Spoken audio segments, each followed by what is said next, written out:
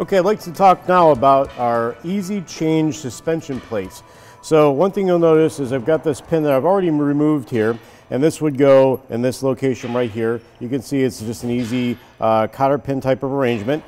And then the way, and I've already removed the bottom pin here, but the way these remove are very easy. Once you pull the pins out, these will simply slide out. Now I did mention to you that these can, each hoist body can be configured for either single fall or double fall, single chain, double chain.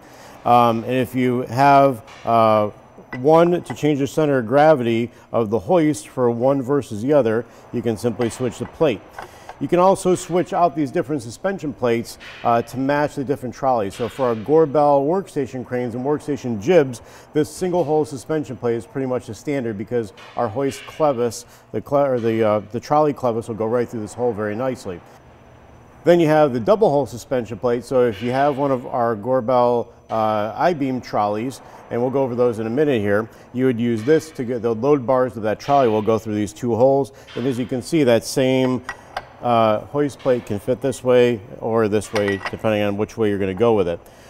There is another suspension option, which is a standard hook mount, and that can also be purchased as well. So the benefit of these different quick change suspension plate options is, and again, we've got the single hole, the double hole, or the standard hook mount, is say your maintenance department you have multiple hoists in the facility, you've got some on I-beams, some on workstation cranes, some are hook mounted.